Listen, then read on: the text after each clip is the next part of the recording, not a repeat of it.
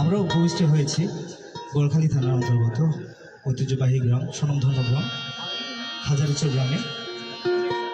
আমরা সবাই অবগত হয়েছি উক্ত পরিবারের একজন উপাসিকা বয়প্রাপ্ত হয়ে বার্ধক্যজনিত কারণে গতকাল পরলোক গমন করেছেন।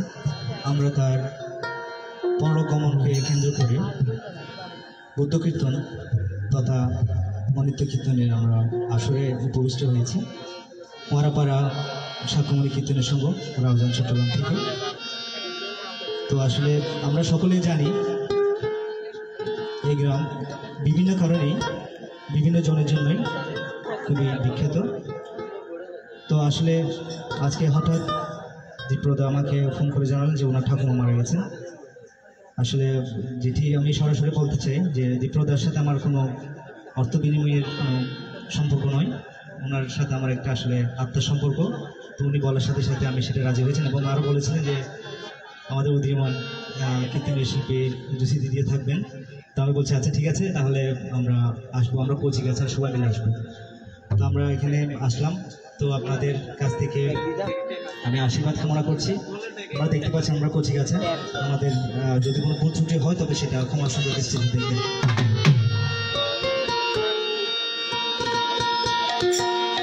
এই যে আরতি প্রভা বড়ুয়া, উনি আমাদের মাঝেও কিন্তু হিসেব করলে বেশ কিছু ঘন্টা আগে জীবিত ছিলেন,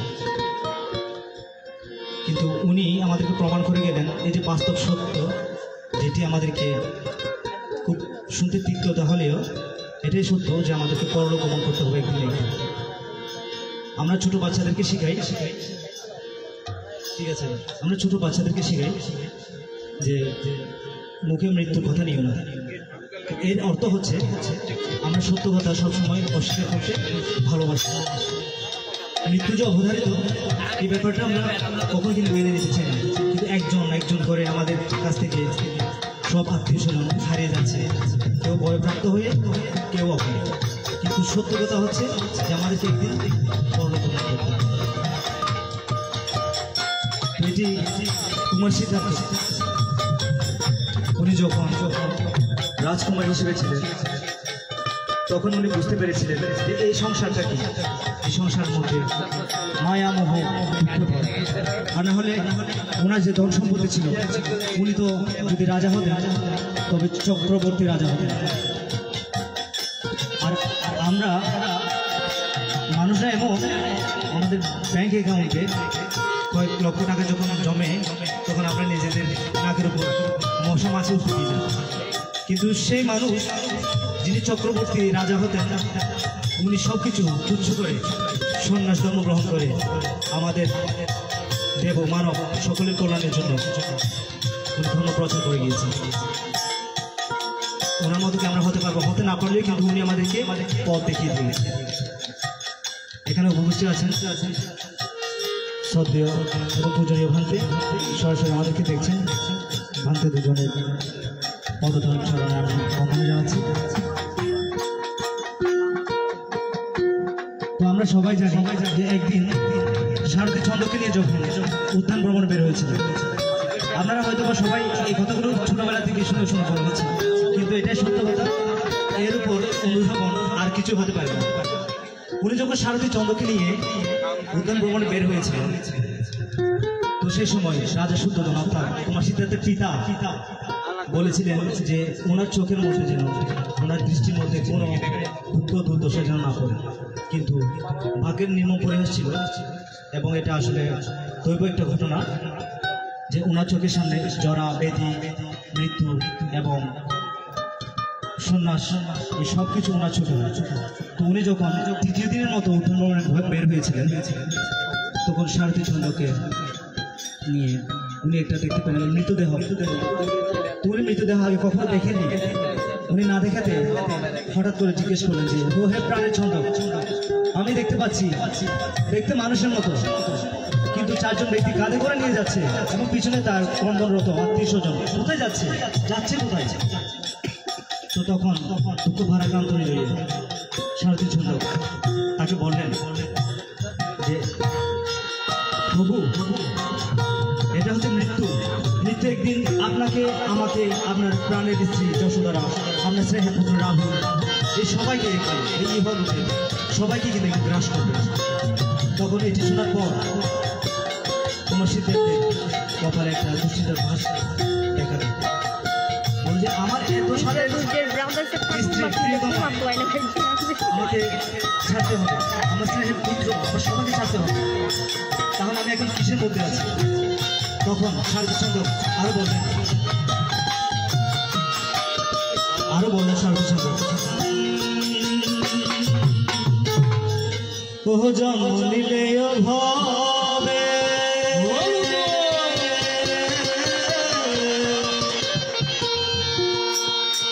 সকলকে মরিতে হবে, আরে আমার কেহ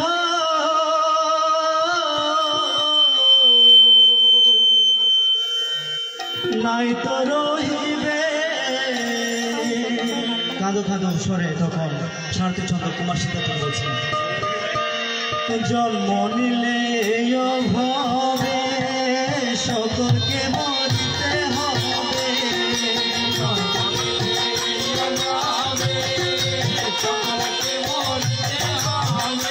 ওরে জন্ম নিলে ভাবে সকলকে মরিতে হবে,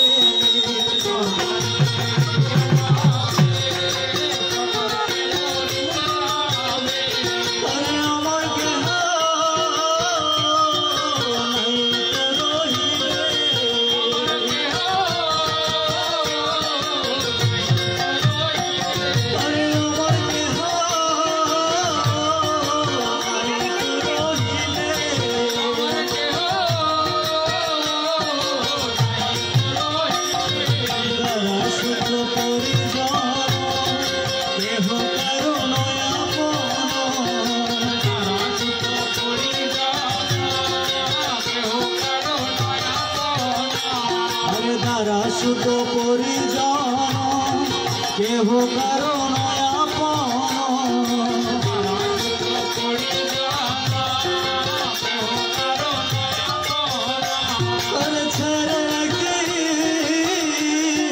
যাইতে হইবে,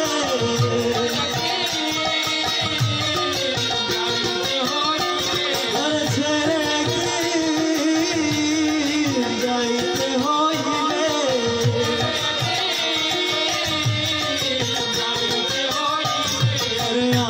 আমার বলো কারে আমার কেহ নাই সংসারে, আমার বলো কারে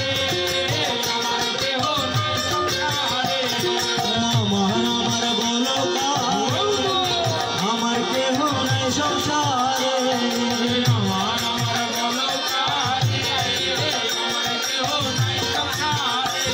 আরে সংসারটা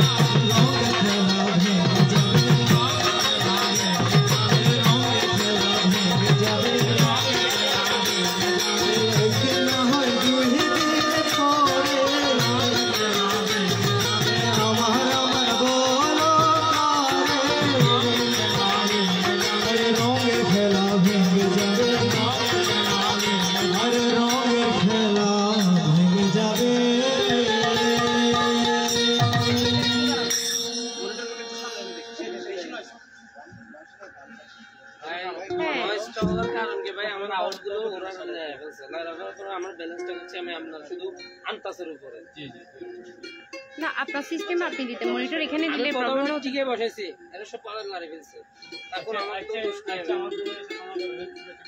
আই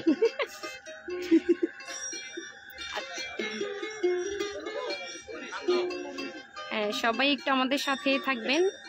অনেক এখন বুদ্ধ কীর্তন পরিবেশন করছে, একটু পরে আমরা 5-10 মিনিট শুধু সময় নিচ্ছি, কারণ সাউন্ড সিস্টেমের একটু প্রবলেম হচ্ছে সে কারণেই। হ্যাঁ আপনারা সবাই সাথে থাকবেন, একটু সময় চেয়ে নিচ্ছি 5 থেকে 10 মিনিট, এরপর আবার অনেক বুদ্ধ কীর্তন গাইবে। আজকে হচ্ছে দীপ্র দুর্জয় ব্রাদার্সের না না না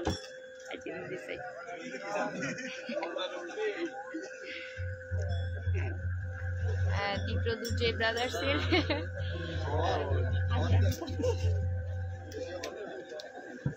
এই যে ডিপ্লোর বলো আজকে ঠাকুমা প্রয়াত হয়েছেন, তো ওই জন্য আগামীকাল অন্ত্যেষ্টিক্রিয়া। তো আজকে একটা ছোটখাটো ঘরোয়াভাবে কীর্তনের আয়োজন করেছি।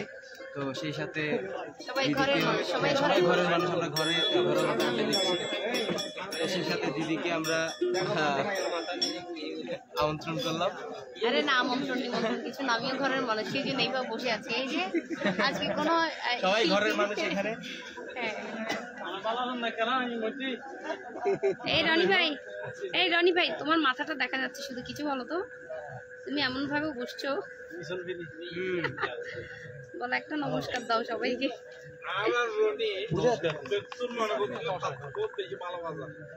সাধু লাইভের মানুষগুলো আপনাকে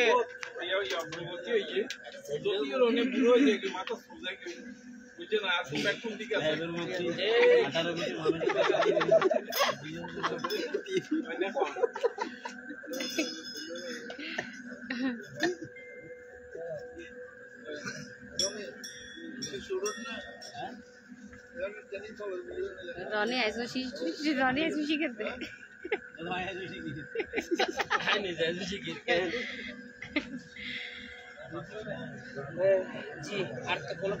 আজকে আমরা আছি দুজয় ব্রাদার্সের ঠাকুমার, উনি প্রয়াত হয়েছেন আজকে সকাল 11টার দিকে। কালকে আগামীকাল অন্ত্যেষ্টিক্রিয়া আছে।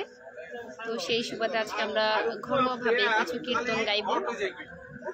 তো সবাই সাথে থাকবেন সে আশা করছি। একটু সাউন্ড সিস্টেমটা ভালো হওয়ার জন্য একটু সময় চেয়ে নিচ্ছি আপনাদের কাছ থেকে।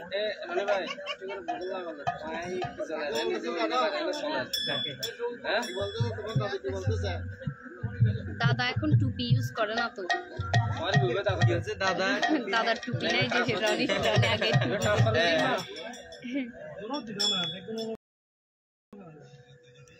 আজকে অনেক কীর্তনী আছেন, সুপন দাদা আছেন, অনেক, তারপর হচ্ছে এখানে সবুজ দাদা হারমোনিয়ামে আছে। এই অনেক, একটু দাঁড়াও, সবুজ দাদাকে একটু দেখে।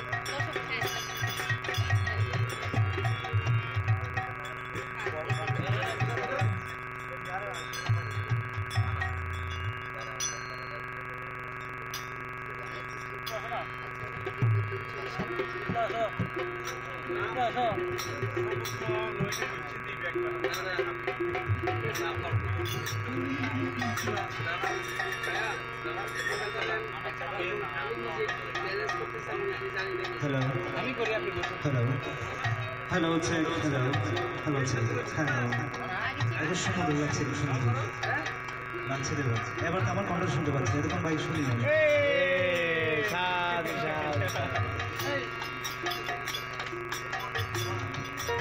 হ্যালো হ্যালো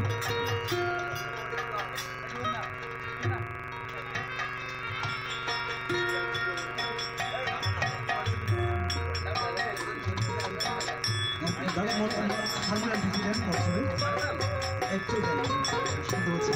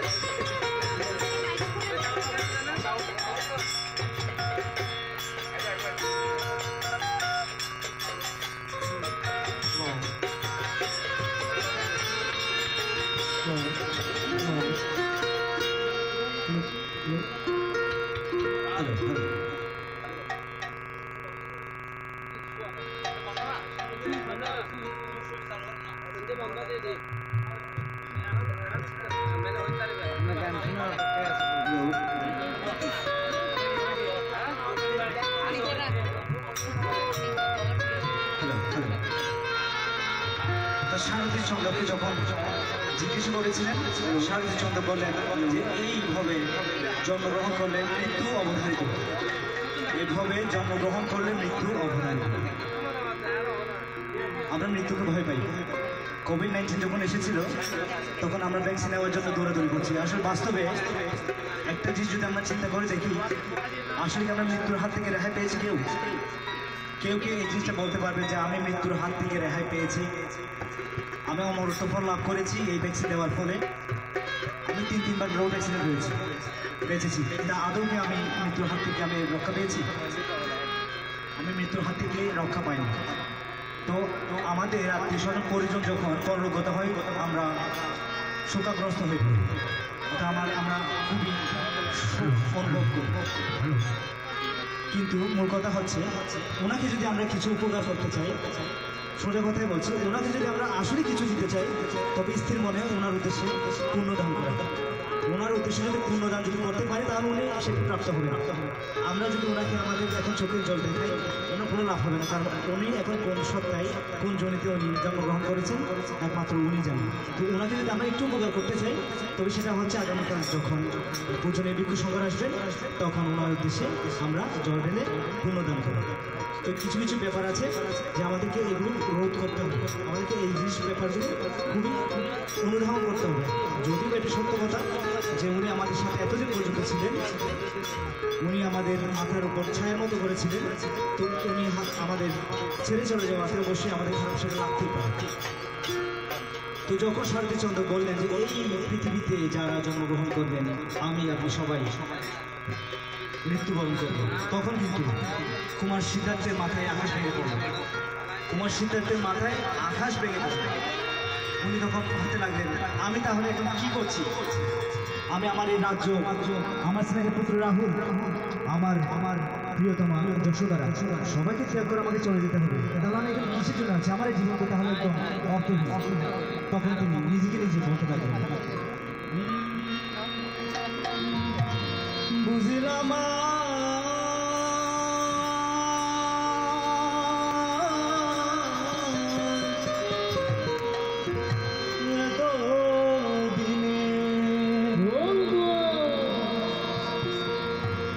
আমি নয়া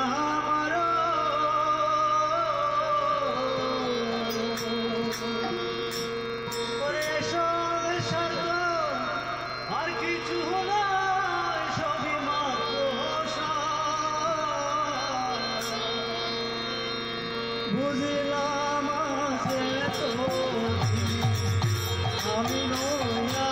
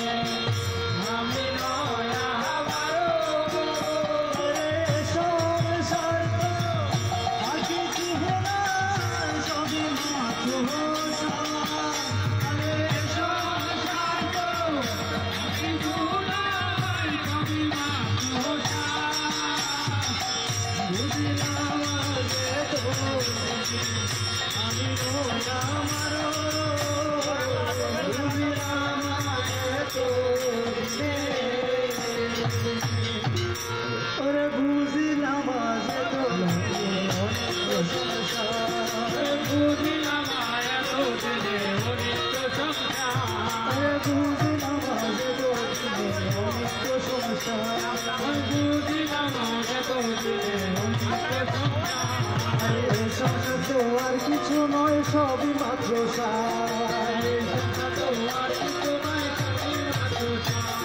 এই যে ছেলে এই যে মেয়ে এই যে ঘর বাড়ি এই যে ছেলে এই যে মেয়ে এই যে ঘর বাড়ি এই যে ছেলে এই যে মেয়ে এই যে ঘর বাড়ি এই যে ছেলে এই যে মেয়ে এই যে ঘর বাড়ি যাবার বেলায় স্ত্রী পুত্র কারে দিয়া যাবি যাবার বেলায় স্ত্রী পুত্র কারে দিয়া যাবি যাবার বেলায় স্ত্রী পুত্র কারে দিয়া যাবি যাবার বেলায় স্ত্রী পুত্র কারে দিয়া যাবি সাদের জমিদারি এত সাদের বউ ওই এত সাদের জমিদারি এত সাদের বউ ওরে এত সাদের জমিদারি এত সাদের বউ ওই এত সাদের জমিদারি এত সাদের বউ ওরে যাবার বেলায় সঙ্গী সাথী হবে না রে কেউ আমার এলাকায় সঙ্গে সাথী হবে না রে কেউ।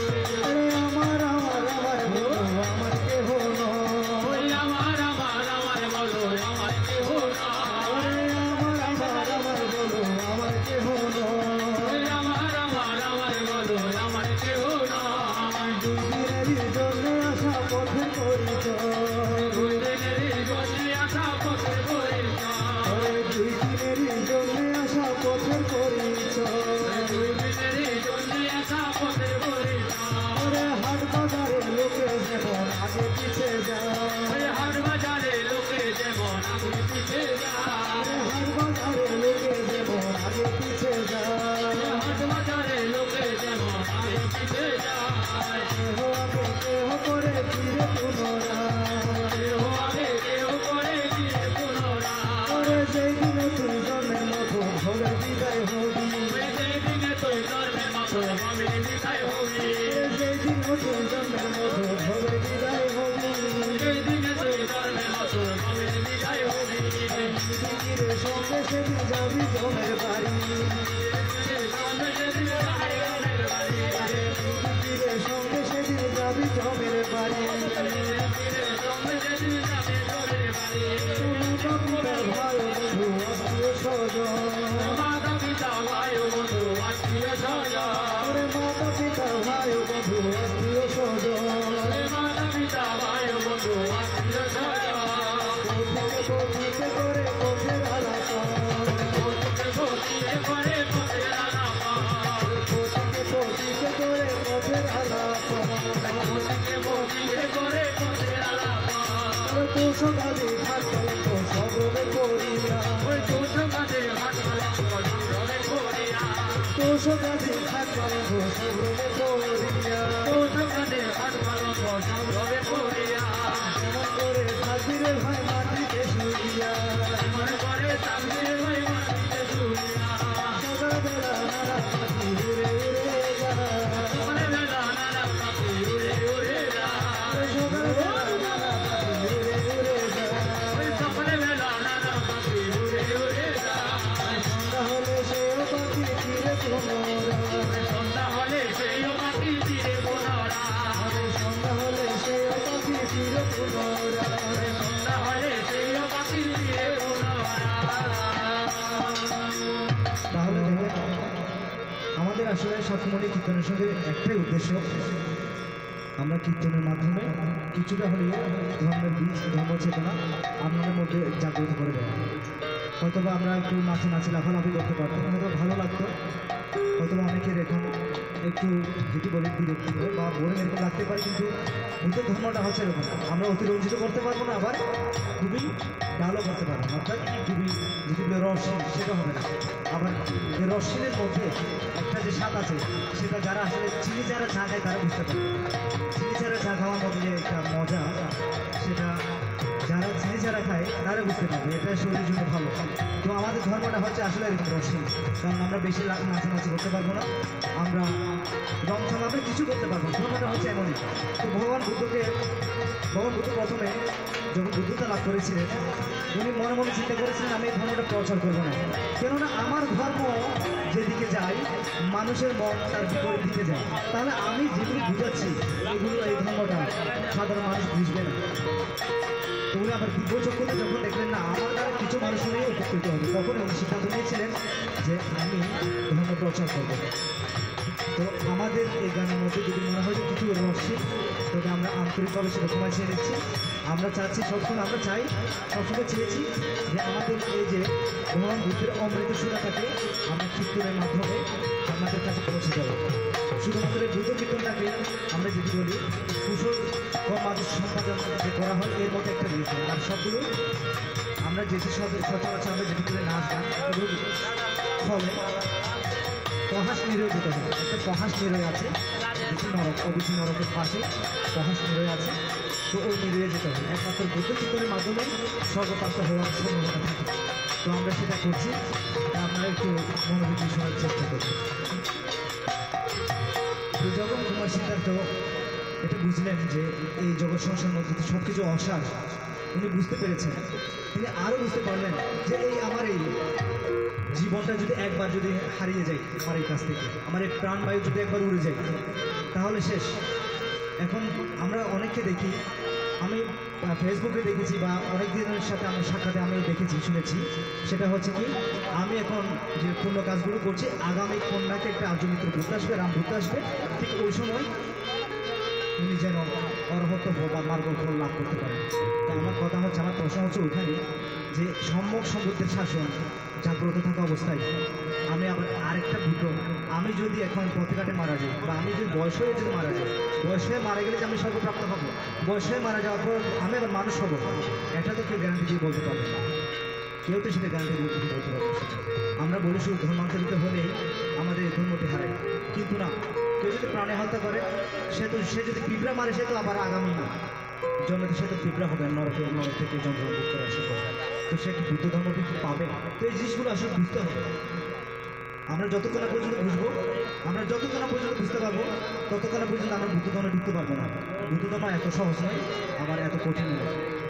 আমরা যতক্ষণ না অবধি পর্যন্ত এই যে বুদ্ধের বাণী একটা বাক্য আমরা বুঝতে পারবো না, ততদিন না পর্যন্ত বুদ্ধ ধর্ম সম্ভব। এটা শুধু মুখে জপার মতো হবে, মুখে জপলেও পূর্ণ লাভ হয়, কিন্তু কাজের কাজ কিছুই হবে না। তো উনি আরো বুঝলেন যে এই স্বাদের জনম যদি একবার চলে যায় তবে সেটা আর ফিরে পাওয়া যাবে না। ও সে আর হবে না, আর হবে না, মানব বৃথা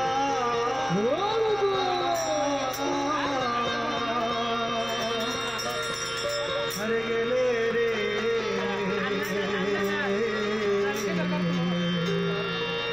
আর হবে না সাদের মানব জন্ম বৃথা গেলে রে, আর হবে না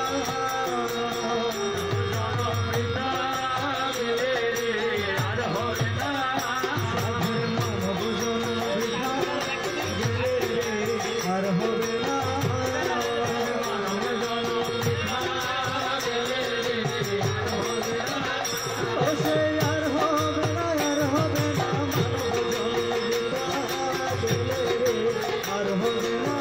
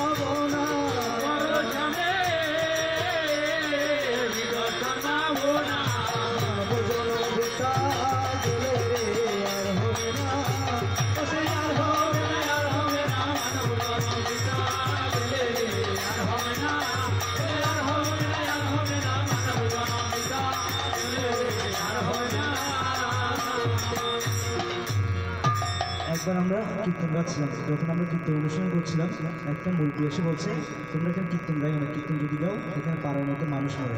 তো আমি ওনাকে বললাম আপনি তো পঞ্চশীল নেন, অষ্টশীল নেন, আপনি যে এই কথাগুলো বলছেন এটা কি মানাচ্ছে? আমরা যেটি বলছি, আমরা বলছি অমৃত সংসার মাঝে কেহ কারণ, এটি তো আমার কথা না, আর আমি তো এগুলো বানিয়ে বানিয়ে বলছি না। আমরা কীর্তনীদের কাছ থেকে আমরা সেটা লক্ষ্য করেছি, এবং তো বুদ্ধের কথা। আমরা আমরা এই বুদ্ধের কথা বলে মানুষ মরবে, আমরা সত্য কথাটুকু বলতে তো ভীত হয়ে যান কেন? ভীত হওয়ার অর্থটা কি? আমরা সত্য কথা, মানুষ তো মরবে, এটার জন্য প্রস্তুত থাকতে হবে। আমরা যতদিন পর্যন্ত ভীত থাকবো মৃত্যুর জন্য, ততদিন পর্যন্ত বুঝতে হবে আমাদের মন ক্লেদাক্ত, আমাদের মন পাপমুক্ত নয়। তো পাপমুক্ত হওয়ার জন্য বুদ্ধ ধর্মসঙ্গীর নাম এটি যথেষ্ট।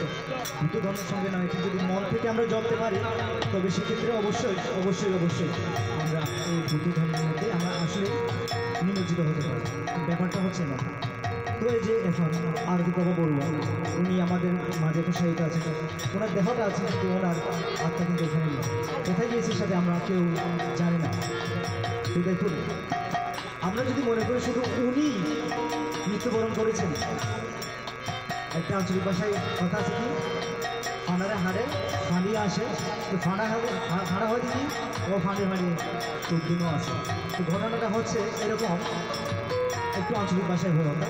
তো ঘটনাটা মধ্যে এরকম যে উনি মসজিদে, শুধু উনি একা নয়, হর হইলে মরি ভূত দেখি ভেতরে নিয়ে মানে হরিকে হইতে সোজা হতা উনতে দিতে লাগবে, সোজা হতা উনতে দিতে লাগবে। ইয়ে মেয়েতে যায়নি আর গান শেষ করি বাড়ির মেয়েতে হনে গিয়ে সুস্থ হইতে পারবি, হনে গিয়ে লিখিত গ্যারান্টি দিয়ে হইতে পারবি। আয় একবার হই পক্স একটি আর বন্ধু, তা হয়তো পক্স রাত্রে উঠে না আর কোনো সঙ্গে রাতে পক্স উঠে। তো ঘটনা এরকম যে জীবনের মানুষ বড়াই করে ইয়ে মেয়েতে ধরা হয়ে যাবে। এখন আজ তো হয়ে আমি মরতাম না, সেভেন টাইম ওই টাইমে আমি মরবো। তো মৃত্যু হয়েছে এরকম, জন্ম অনিশ্চিত কিন্তু মৃত্যু একদম নিশ্চিত। উনি যে আর মাঝে নাই, শুধু উনি নয়, এই গ্রামের মধ্যে পৃথিবীর মধ্যে প্রত্যেকদিন মানুষ মারা যায়, আরও মারা যায়। ওরা হইতে পারবে যার বৈদ্যর হতা হইতে পারে মরার হতাকে হইতে, মরার হতায় হয়ে যেত ভগবান হইত। কারণ আরও মজুম এইসব বতিয়ে যদি আরও মনে মধ্যে নয়, আরও দুঃখ ভিজে আর ধর্ম ভিজে আর সম্পদ ভিজে আরও দুঃখ আরও মনে করতে, আর আজীবন আর সত্য থাকতেন, শক্তিশালী থাকতেন। মানে শোন, এটা অনেক কিন্তু বয়প্রাপ্ত মানুষ আছে, আরও যেমন ঘুরে দিতে যারা ভিতরি 60 বছর বেশি, ওই তার কি ঘুরে দিতে পারিব না? ওরা কি ঘুরে দিতে পারিব না?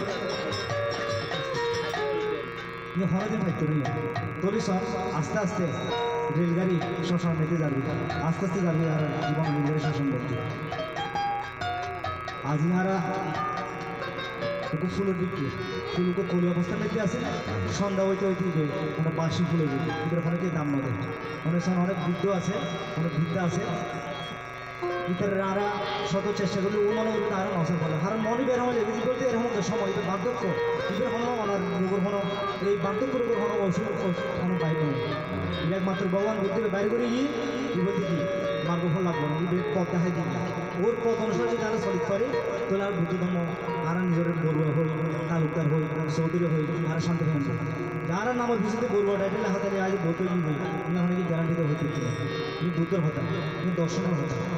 দর্শন এক জিনিস মানে আর পানায় কোনো হাতের জিনিস আনায় যদি হয়ে হতা অনেকে যুক্তি নিয়ে দেখাইতে পারবে আর বিপক্ষ আইতে পারবে, কিন্তু বুদ্ধ ধর্ম কি জিনিস কিন্তু অনুধাবন নগরকে অনেকে বুঝতে পারবে। তো আর তো প্রমাণে তো লই যাবি আহার বিশ্বাস করে তো আর কি লই না যাবে একদিন আর আর কি রে একটু চিন্তা করিস তোমায় নিয়ে যাবে আপন বাসে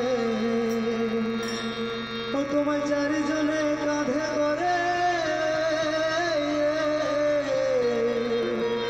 লই যাবে না মনে দেবে হ্যাঁ হন সত্য না মিথ্যে আই জিনিস হতে হতে বেশি মানে হতে হতে বেশি অনাই চাই কিছু বুঝে পেলে এসে বুঝতে পারিনি আর আজ আড়ে রাজ্যাকে নিয়ে সার্থকতা হইব আর নদী কিন্তু রঙ্গমঞ্চ ঢুকে যাবে আর যদি কিছু হয়ে যদি অনেক নবুঝন রঙ্গমঞ্চ ঢুকে যাবে আর যে হয়ে বুঝবে চেষ্টা করো তোমায় নিয়ে যাবে আপন বাসে যাবে আপন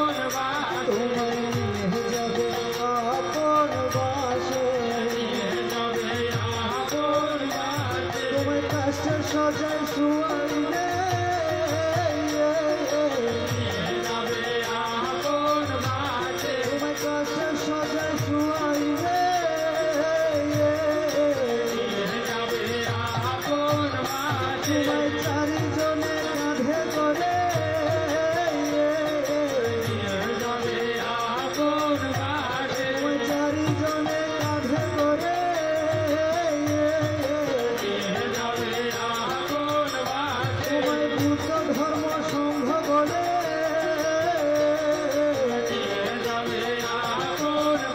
তোমায় বুদ্ধ ধর্ম সংঘ বলে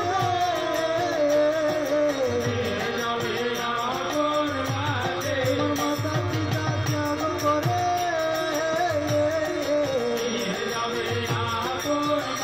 তোমার মাতা পিতা ত্যাগ করে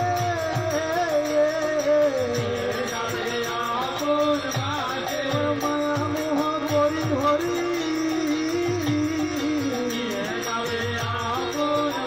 তোমার মায়া মোহ করি হরি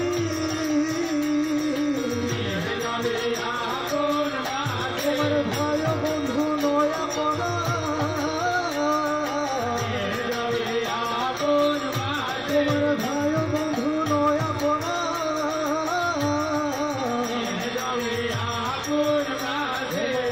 যাবে আপন বাসে যাবে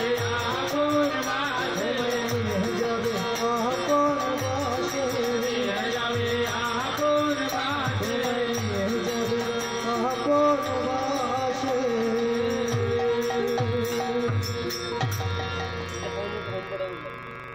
স্যার আর যুক্তি অনেকে বিপক্ষায়িত্বের না অনেকে তো ফাটা দিতে অনেকে পছন্দ করে সে আই শুধু করে আই যে হয়তো মানুষ মারা যাবে আপন বাসে হয়ে যাবে আমি আই হতাই যে হয়ে মিথ্যা হতা ইয়ানোর অনেকে এই বিপক্ষে আসন ওনারা অনেকে নেই তার আর কথাবার্তা আর চেষ্টা দিবেন দিদিও আছে দিদির কীর্তন কিন্তু আমি উপভোগ করি দিদির কীর্তন আমি উপভোগ করি কারণ উনিও ট্র্যাকন মেতে আছে জিপে আর আদতে যে বুদ্ধ কীর্তন হয় বুদ্ধ কীর্তনের ট্র্যাকন মেতে ওনারা আছেন আর ওনারা অনুসরণ করে তুই এই অবধি হতাম তুই যারা অনেকে ফাটা গান আছে আর হইতে পারে ফাটা গান আগে পর্যন্ত আতুন ভালো না লাগে আগে অত বড় শিখ হইতে পারে কিন্তু আতুন এখন পর্যন্ত ভালো না লাগে কারণ বুদ্ধর হতা হইতে পারছি আর এখনও রং দেখাতে নয় আবার হই আর আসলে রং দেখাতে নয় হতা কঠোর হতা সত্য দিয়েও বলতে পারবো আর মিশা হতা মিষ্টি দিবে অনেকে তো বলিনি উপকারী না ক্ষতিকার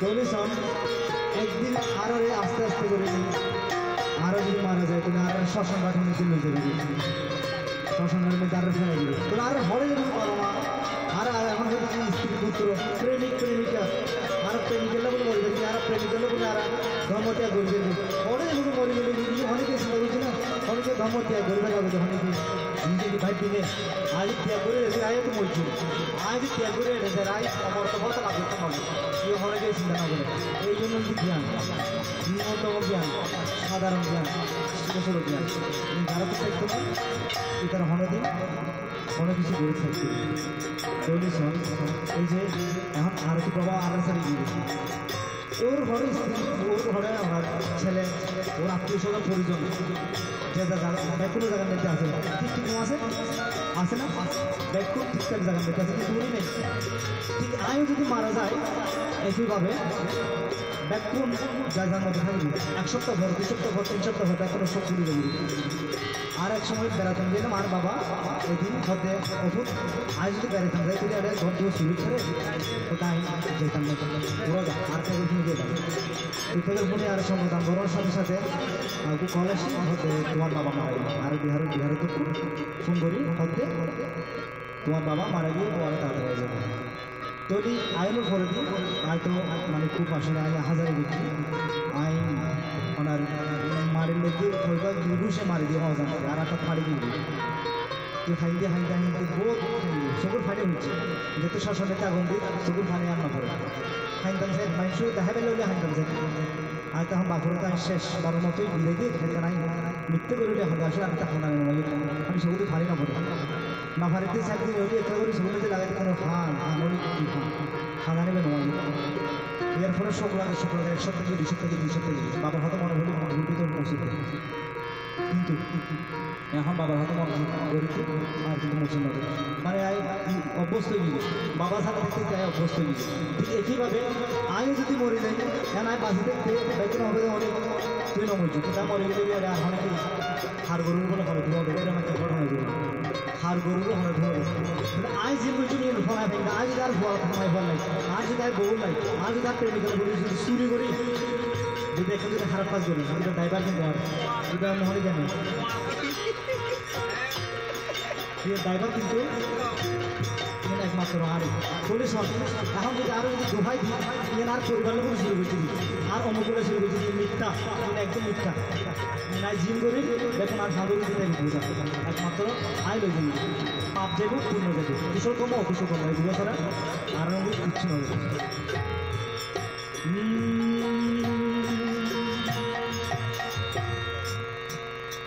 অমর সঙ্গে কেহ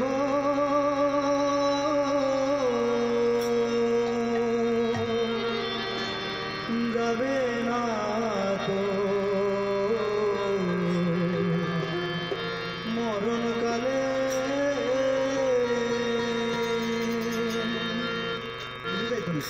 কিছু মজাই অনেক বিশেষ কাটার হইও এদিকে যেতে নয় অনেক আবার ফতের ফকির হইও অনেক অনেক কিছু না বলি এই সুদ সুদ ডাক্তার থাকিব কিন্তু আমাদের হারাপ থাকবে কিন্তু নয় কিন্তু মাইসে অমগ্র থাকতে নয় তো আর আইসি দিলে আবার হই আর গান আগুন না হই না পারি আর কীর্তন পরিবেশন করে এরকম আর এসে কিছু বুঝে দেবেন না আর বুদ্ধ জীবনে ব্যাগ করে জানে কম বেশি আরও শুরু করে যে তবু তমুক বলতে কদিন তাই জানি আয় তো জানি এই কুমার সিদ্ধার্থ 29 বছর বয়স নাকি বিহতিয়া করছে সব বছর কত সাধনা করছে আমার কথা নিলে তাই জানি কীর্তন আছে তো আর লক্ষ্য দিয়ে একমাত্র কিছু বুঝে অন্য যদি কিছু বুঝুন তাহলে আরও আবারও হয়ে নারায়ণ সার্থকতা অমন সঙ্গে কেহ যাবে না তোর মরণ কালে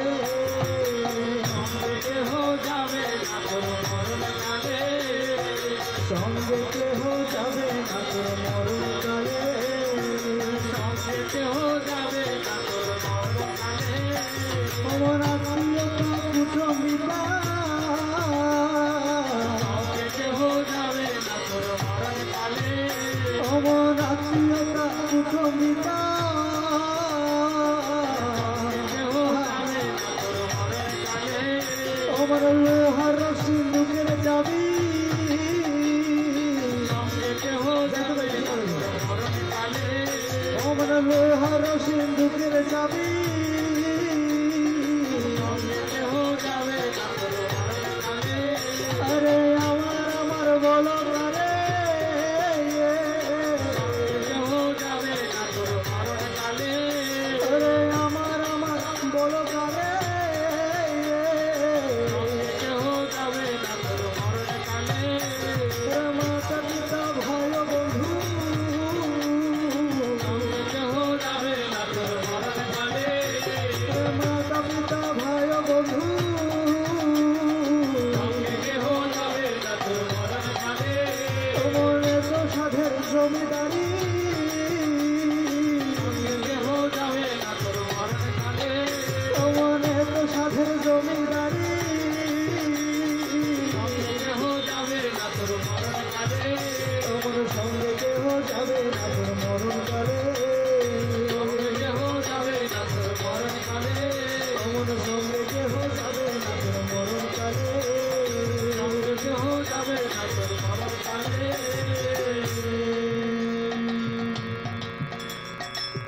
আচ্ছা আমি এখন আপাতত বসছি আমি অনু বড়ুয়া থেকে পর্যন্ত ছিলাম হারমোনিয়ামে আছেন সবুজ দাদা মন্দিরে আছে সুদীপ্ত বড়ুয়া বন্ধু বাজাচ্ছেন গীতগুলোকে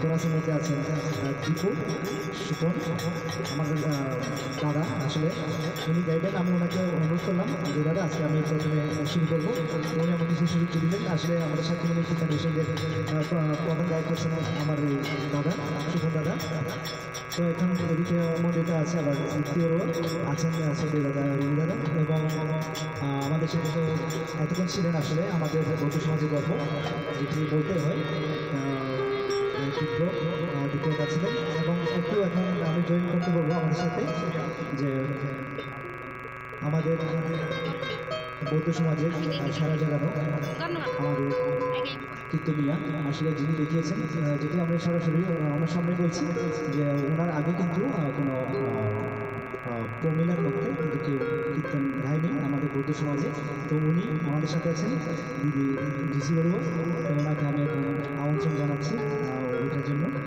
আমি ডিসি দিদিকে আমি আমন্ত্রণ জানাচ্ছি মায়া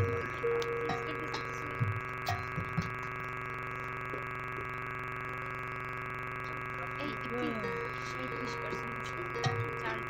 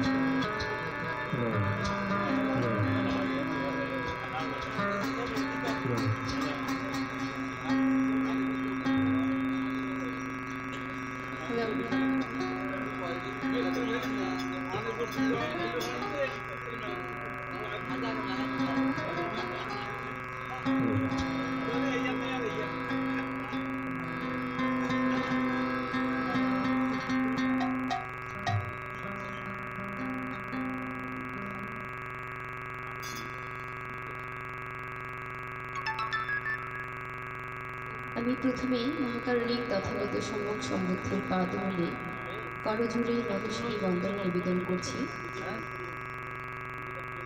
বন্দনা নিবেদন করছি বুদ্ধির হৃদয়খ্যাত ধর্মকে, আরও বন্দনা নিবেদন করছি বুদ্ধির সুপ্রতিষ্ঠিত মহান সংঘকে।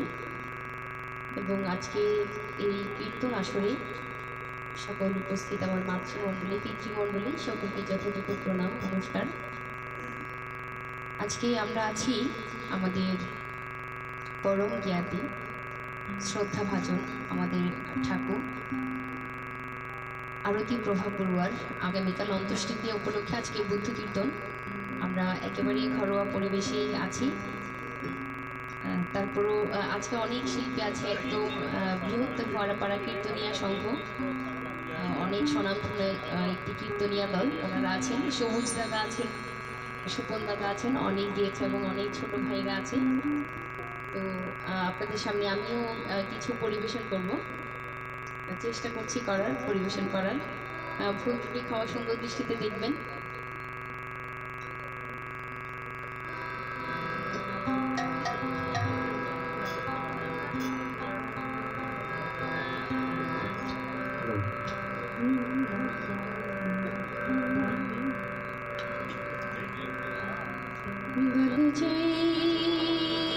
জয় জয়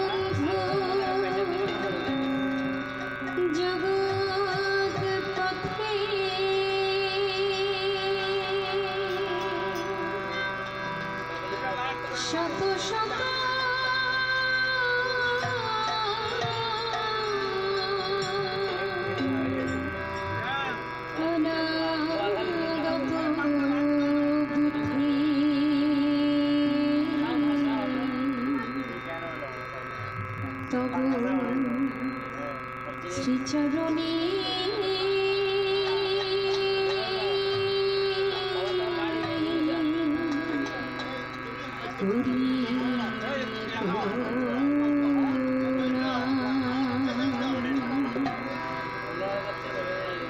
পঠমং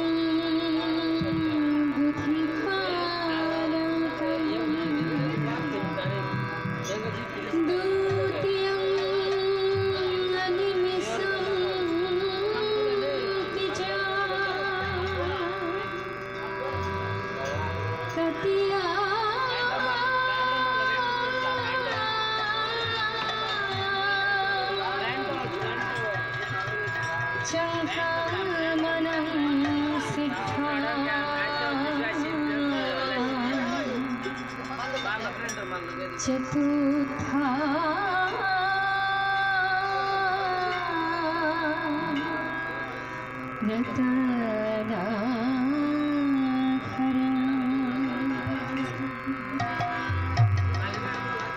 পঞ্চমং যপারং চ মোচলিন্দং চ ষষ্ঠামং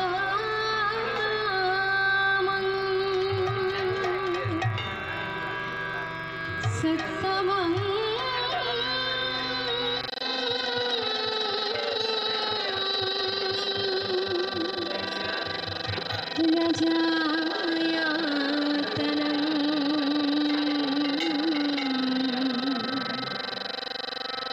वंदिता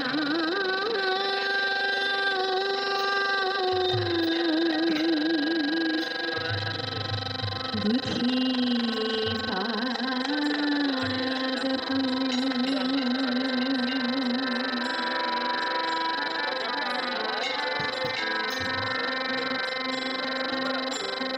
नमो तस्स भगवतो अरहतो सम्मा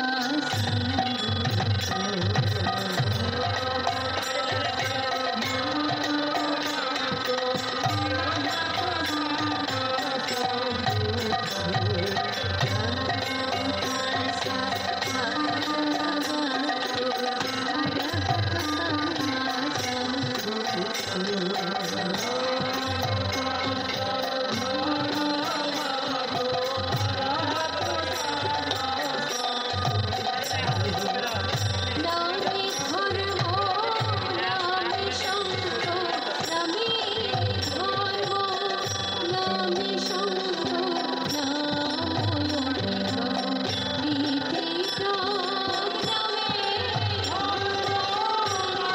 नामे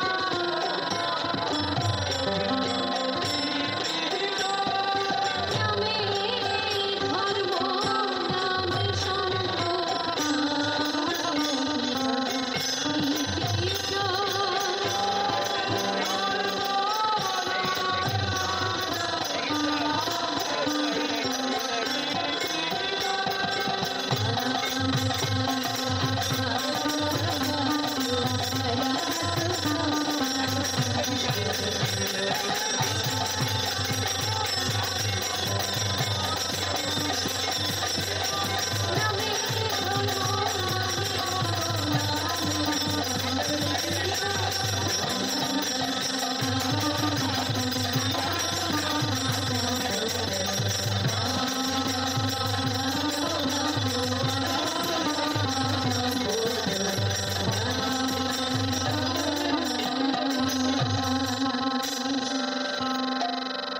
बुद्धं शरणं गच्छामि धम्मं शरणं गच्छामि बुद्धं शरणं गच्छामि धम्मं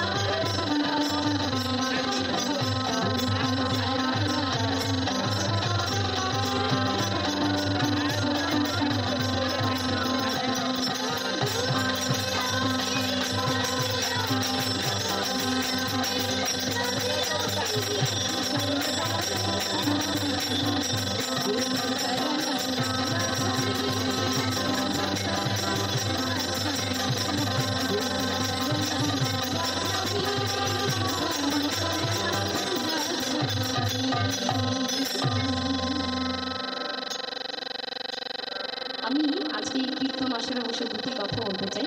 আপনারা সকলেই জানেন আমি আগে আধুনিক গানগুলো সব ধরনের গান করতাম, পরবর্তীতে পরিপূর্ণভাবে এখন বুদ্ধ কীর্তন ছাড়া কিছুই গাই না। তো এই আসলে যে আমার এভাবে যখন অনেকগুলো জুড়ে থাকে, বাংলা ঢোল থাকে, মৃদঙ্গ থাকে, অনেক ইনস্ট্রুমেন্ট যখন থাকে আমি খুব ভয় পেয়ে যাই দাদা, কারণ আমি আসলে এরকম আসলে বসতে অভ্যস্ত নই, আপনারা সকলেই জানেন।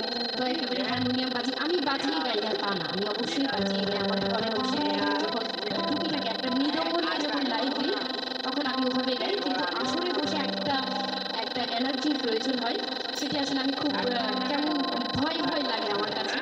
আর এখানে তো দাদারা আছেনই, আপনাদের সামনে গাইছি, যেমন এখানে অনেক বলছে যে দিদি আছে, দিদি কিন্তু দিদির আগেও কিন্তু তোমরা কীর্তন গাও, দিদি কীর্তনে হয়তো অনেক পরে এসেছি।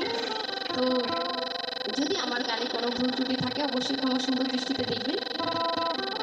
তো হয়তো একটু মেয়ে হিসেবে একটু প্রাধান্যটা বেশি পেয়েছি, কিন্তু আমি খুব বেশি জানি না, এখনো শিখছি মাত্র।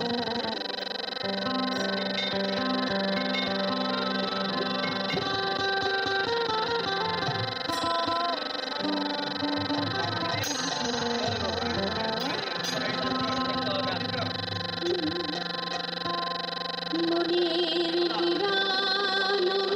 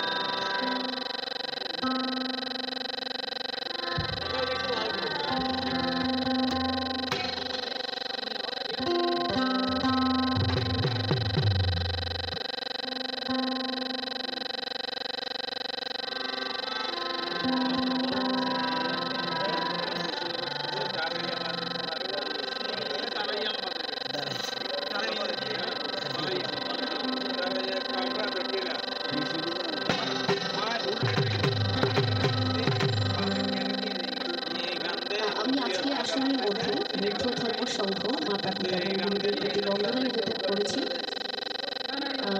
আজকে সকালে আমরা জানি আজকের আয়োজনটা হচ্ছে অনিত্যতাকে ঘিরে, যিনি আমাদের ছেলে পরলোকগমন করেছেন, আমাদের ঠাকুর বলুন, দিদা বলুন, শ্রদ্ধেয় আরতি প্রভা বড়ুয়া, ওনার আগামীকাল অন্ত্যেষ্টিক্রিয়া।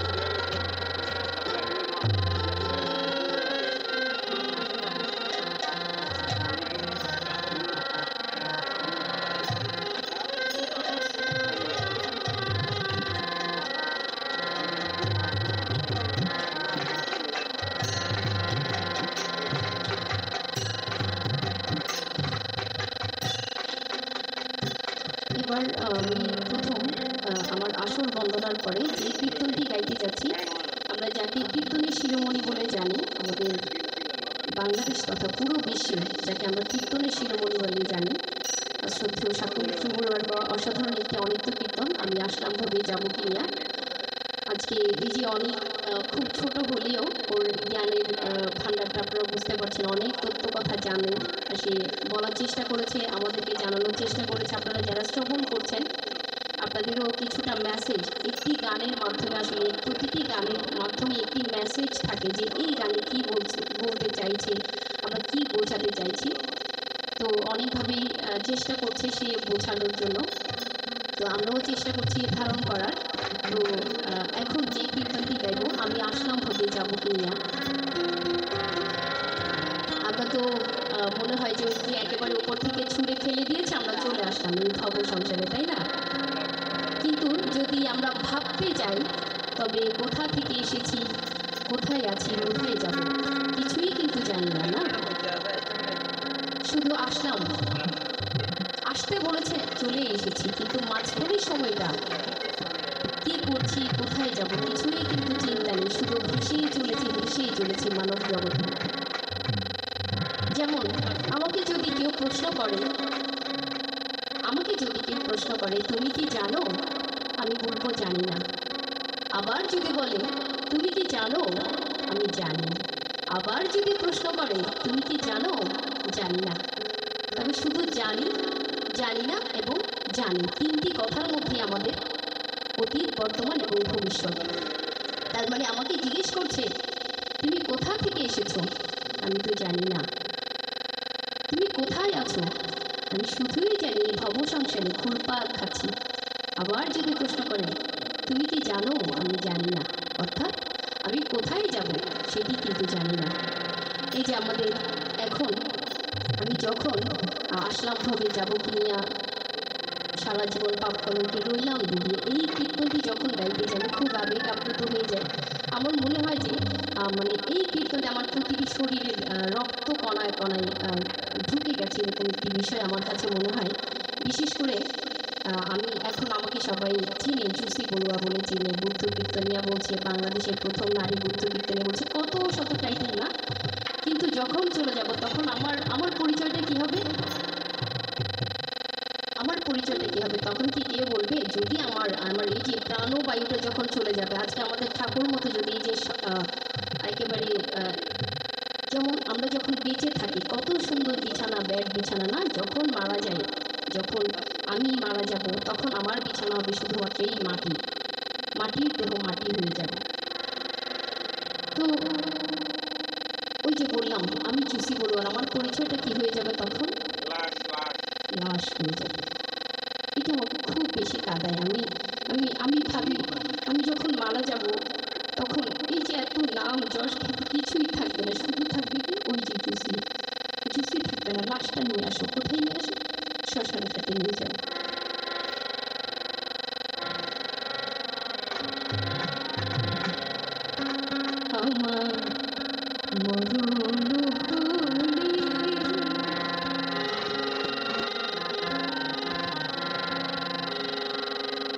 সেই কারণে আসলে আমি জানি আমার একটি চিরাচরিত সত্য যে আমাকে লাশ বলে সম্বোধন করবে, কিন্তু তারপর আমি চাই আমি যতদিন বেঁচে আছি আমি যেন পূর্ণ কাজ করে যেতে পারি। আপনারা অনেকেই হয়তো জানেন আমি প্রতি বছর 3 মাস প্রতিদিন অষ্টশীর ব্যাখ্যা এখনো পর্যন্ত আছে। শুধুমাত্র ওই যে কোথা থেকে এসেছি তা তো জানি না, এখন শুধু জানি বুদ্ধ কীর্তন গাইছি, বুদ্ধের কোনো কীর্তন গাইছি। যদি যতবার বুদ্ধ বুদ্ধ বলবো ততবার যেন আমার পূর্ণ সঞ্চয় হয়, সেটি আমার মাথায় থাকে, আমার জ্ঞানে থাকে, আমার মনে থাকে। তো সেটি নিয়ে আমি আমার মৃত্যুবরণ করতে চাই। অন্তত যেন কেউ না বলে যে লাশটা নিয়ে আসে, অন্তত যেন বলে যে আমি এমন একটি অবদান রাখতে চাই, আমার বৌদ্ধ সমাজ বলুন, আমার ঘরে বলুন, আমার বাড়িতে, আমার আত্মীয় স্বজনের কাছে বলুন, আমি এমন একটা অবদান রাখতে চাই যেন বলে চুসিকে নিয়ে আসো, চুসিকে নিয়ে আসো শ্মশানকারী। তেমনইভাবে আমি পুণ্যকর্ম করতে চাই। তো এটি আসলে যে আমরা যতদিন বেঁচে থাকবো ততদিন শুধু আমরা ভালো কাজ করে যাব, একদম পূর্ণ কাজ করে যাব। অন্তত এই যে আমি আরেকটি হয়তো অনেক বেশি কথা বলে ফেলছি, আমি একদিন আমার সাথে আপনারা দেখেছেন কিছুদিন আগে দুজন মেয়ে গান করেছে, তার মধ্যে দুজনই এখানকার সাথী বড়ুয়া, সিমলা বড়ুয়া। সিমলাদের বাড়িতে এসেছিলাম, তখন এই দিদা আমি দিচ্ছিলাম অনেক দূর থেকে, তখন শীতকাল ছিল, ওনার একটি চেয়ার ছিল, ওই চেয়ারে শুনি ধর্ম বই পড়ছেন। আমার এত ভালো লাগলো যে এরকম একজন এত বয়স্ক একজন মানুষ এখনও পর্যন্ত ধর্মচর্চা করছে, উনি স্টাডি করছেন এই বয়সেও, সেটা আমার অনেক বেশি দাগ কেটেছিল। তো আজকে আসলে আজকে আমার কীর্তনের মাধ্যমে আমি যদি কোনো রকম পুণ্য সঞ্চয় করে থাকি, সেই পুণ্য রাশি আমি আমার ঠাকুর উদ্দেশ্যে দান করছি। উনি স্বর্গবাসী হন, নিশ্চয়ই উনি ভালো একটি জায়গায় যাবেন, যেহেতু উনি অনেক ধর্ম করেছেন, কুশল কর্ম করেছেন। আচ্ছা চলুন আমরা একটু এই কীর্তনটি শ্রবণ করবো এবং একটু সময়ের জন্য চিন্তা করব কোথা থেকে এসেছি, কোথায় আছি এবং কোথায় যাব। আমার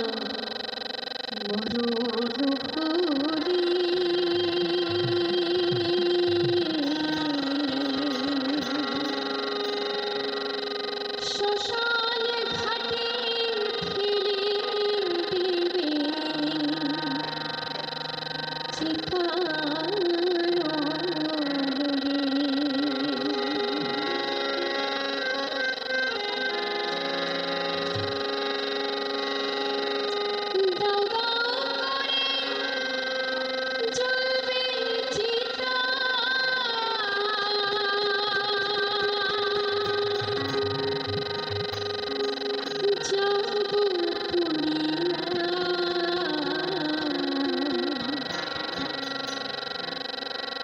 দাও দাও করে কেন চলবে?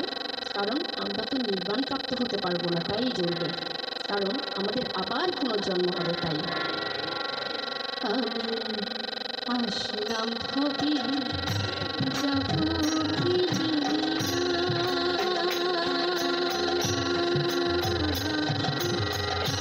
সারা জীবন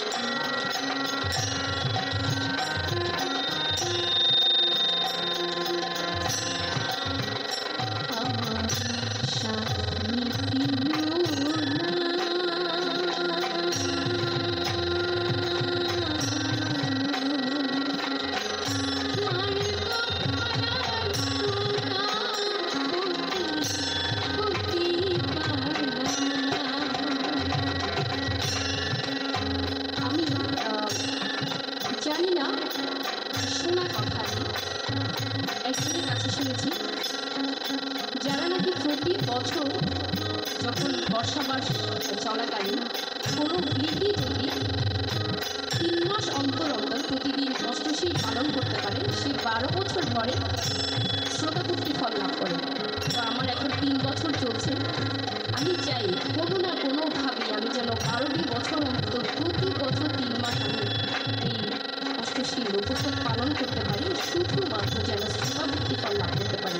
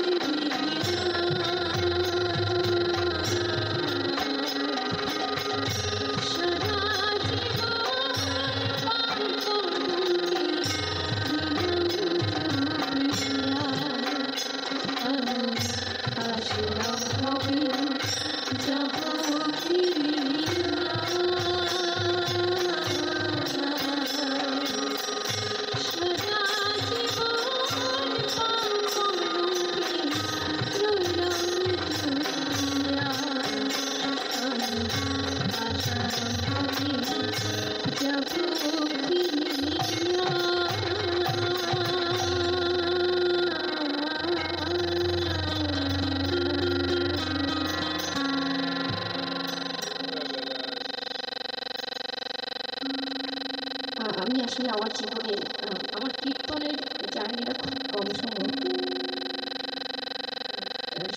যদি পরিপূর্ণভাবে বলতে যাই তবে 3 বছর। তো 3 বছরের মধ্যে পালা কীর্তনে আসা আমার 2.5 বছরের মতো।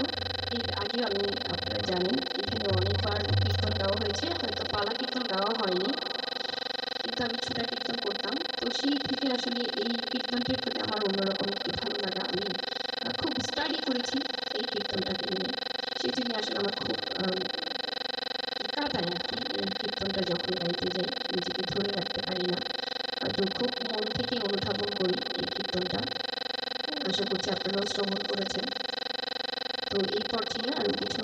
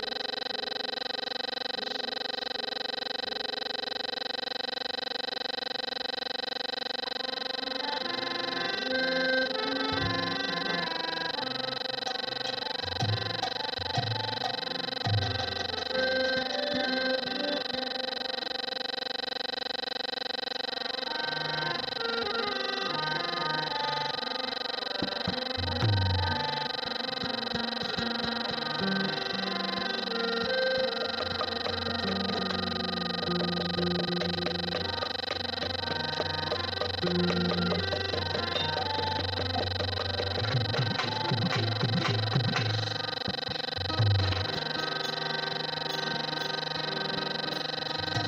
শাস্ত্রে ধর্মপদে 354 নম্বর শ্লোকে আছে সব্বদান ধম্মদান জিনাতি সব্বরাসং ধম্মরাসো জিনাতি সব্বরতিং ধম্মরতি জিনাতি তনহং খায় সব্ব দুঃখং জিনাতি।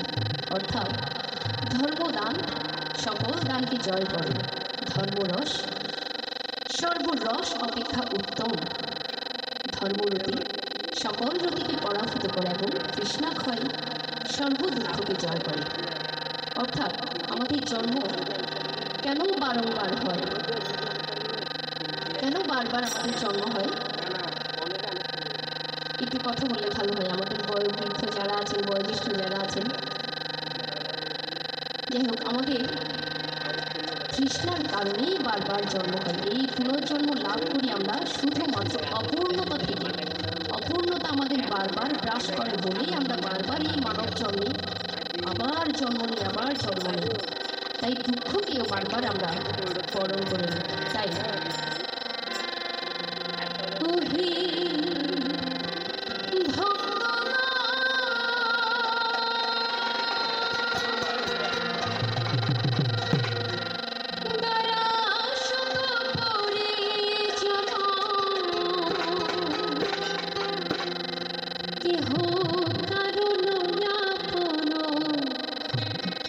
শিশির সাথী কেউ হবে না।